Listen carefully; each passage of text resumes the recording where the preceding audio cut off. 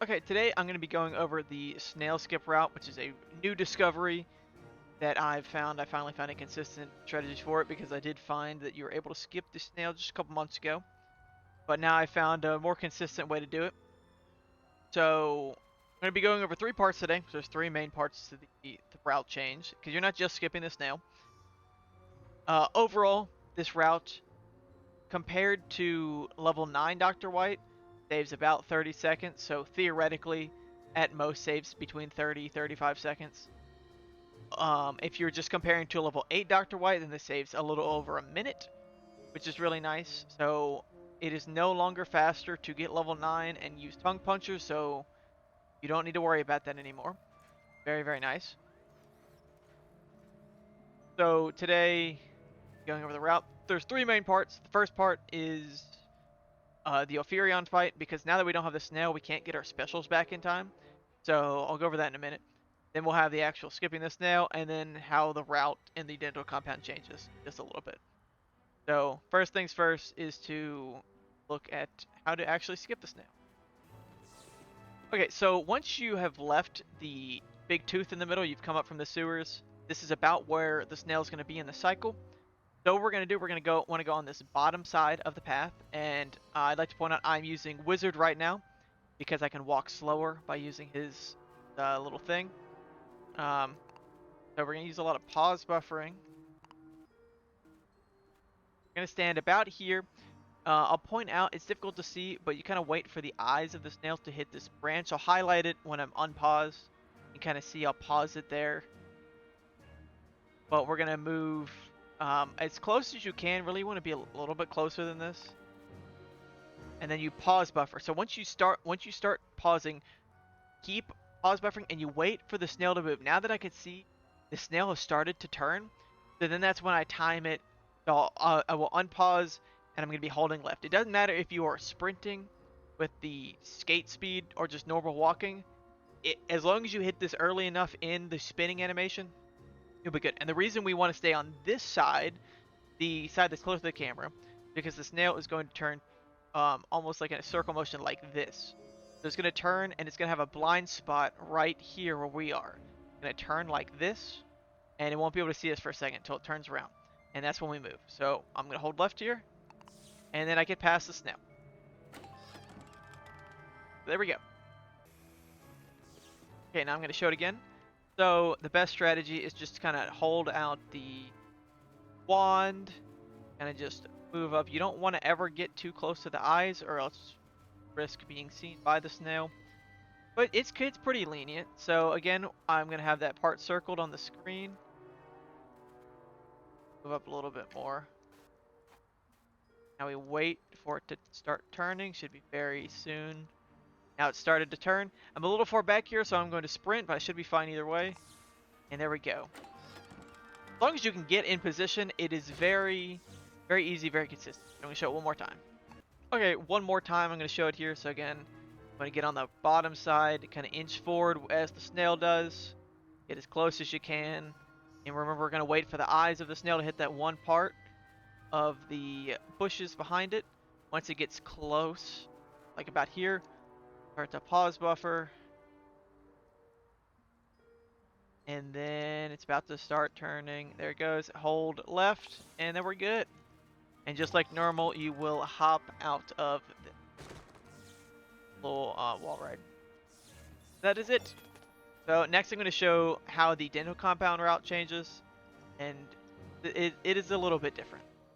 Okay, so we're in the sewer here. We haven't gone up yet to the actual dental compound, but we got two options here.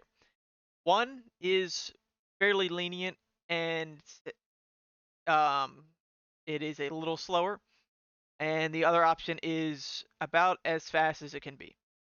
You don't really lose any time compared to this other route. So basically what we need to do, go ahead and head up here. As soon as we enter this cutscene here, then the snail will start its cycle. So we need to get as much done during that time instead of waiting as possible. So there's two options. One, or I guess both options start, you run over here, swap to pterodactyl, and then grab this chest. So that's going to happen in both routes. The second option is you can choose to grab this chest or not. So getting this chest just gives you barely enough time, if you're fast enough, to make it over to the snail before it turns around. Obviously, I wasn't very fast there, so I didn't make it. But I'm going to go and just show you at full speed what both routes can do, and that'll kind of give you an idea of how close you are to actually making it to the snail. Because you're going to have to wait a little bit both places, but if you're getting both the chests, you barely have any time you have to wait. But it is a lot more difficult to get in position and set up. So I'm going to go and show you both those. So the first route here I'm going to be doing is I'm going to grab both of the chests, just to show you how little time you have for that. So you run over here quickly, switch to Pterodactyl, switch back to the wizard, grab the chest. Even that little bump there, I might not have enough time. Oh, I'm so screwed. This is going to be very close. Run over here.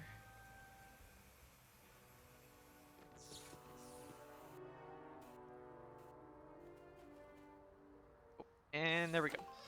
So see, you barely have any time to set that up. And then you'll end up getting the ghost costume here. So in this one, I'm going to be getting just the one chest, and I'll show you. I've got a lot more time. It's going to be a little slower because there's not as much overlapping they're going to be able to do. Still with the first route, we're going to run over here, grab this chest, but instead we're going to skip that second chest. And then you can kind of get an idea of how much more time you have. You can pretty much fully set up. Again, you're going to lose some time because you have to go back for other chests. You don't get to overlap waiting and getting the chest. But it's not too bad. It's a couple seconds, but much more consistent.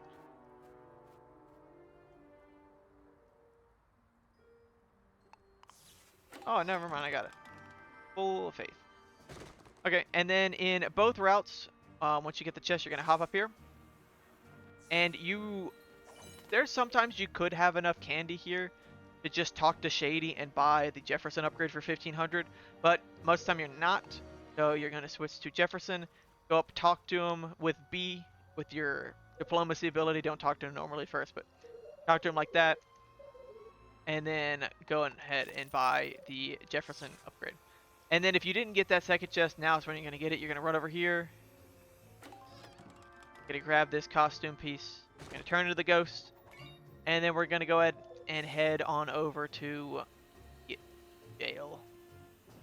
So that is all for the dental compound change of this route. I'm going to go and show you Ophirion really quick. There's not a whole lot different, but it is enough to be worried about, because it can mess you up. So I'm going to go and switch over to that.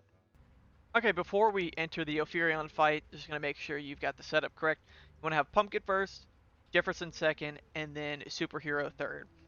And the only card you should have active is Sour Dumps. If you didn't use Stuckums or whatever in the Bojum fight, or if anything else is available, you don't really need to. I guess you could use Stuckums here, it's not a big deal, but nothing else, if any of it is available, you don't want to use. It's only Sour Dumps that you're using. There's also two options for what you could set up. Or could have as your setup going into the fight. I guess there's three, really. I'm only going to go over two because they'll stay the same for everything else. So there's two options. You can see here, Pumpkin has his special ready. So that could be the case or could not be the case. Depends on the Bojum RNG. It's also possible for Superhero to have her special ready. If Superhero has her special, nothing changes. Just completely act like she doesn't have it. Don't worry about it. But if Pumpkin has a special, you're going to go and just use it immediately. Okay? That's going to be the very first thing you do. Use that. Then as Jefferson, you're going to use Sour Dumps. And you are not going to use Superhero's special. This is why it doesn't matter if she has hers already. And the reason for that is you don't end up getting enough... What's the word? You don't end up gaining enough for your special meters. So by her not using hers and saving it, that's going to go straight into the Chronoculus fight. But we're going to go ahead and use both these specials here. They also do more damage than Superheroes, which is why we use theirs instead. So it does make the fight go a little bit faster compared to just using Superhero specials in the place of one of those two. And this is where we just kind of hope. We don't really want Superhero to get hit at all, just because we want that damage to go help fill up the special meters of the other two. And this also isn't entirely consistent. You could just get kind of screwed over by RNG and not have your special meters full, but this gives you the best chance. And if you don't have Pumpkin Special at the start, then that'll give you an even better chance, but it ends up saving like 20 seconds, so it's kind of a gamble, so I would prefer to go for it. And that's just me personally, you know, saves the most amount of time. Wouldn't necessarily recommend that for everybody. This is also kind of an advanced strat. There's not really advanced route in this game, I would say, but if there is anything, definitely this would be a part of it. So yeah, special is going to be about halfway for both. A little more for Pumpkin. Depends on if Jefferson gets hit here. We will see. And it's Pumpkin, so he's going to end up dying, actually. Not a big deal. More opportunity for Jefferson to get some hits in. And yeah, so this is just going to barely give you enough special meter, because the only other fight after this, before Chronoculus, is the patrol sitting at the computer screen in the jail.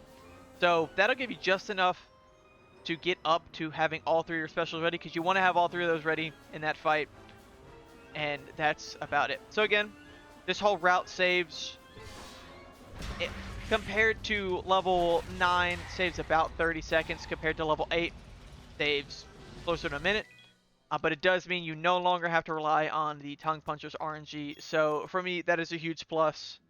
Never have to worry about getting Tongue Punchers or not. The only thing you have to worry about with card RNG is just kind of getting good cards in general, which we already kind of had to worry about. But you don't have to rely on a single card that you can only get in 2 fights anymore. So that's cool. So again, that's it for the tutorial. If you have any questions, you know, message me on Discord, throw it in the Classic Quest Computer in Discord, ask in the comments, whatever. But that is it. I hope this was an informative guide. I haven't made too many of these for individual tricks and stuff, but I hope this was good. But that is it for me.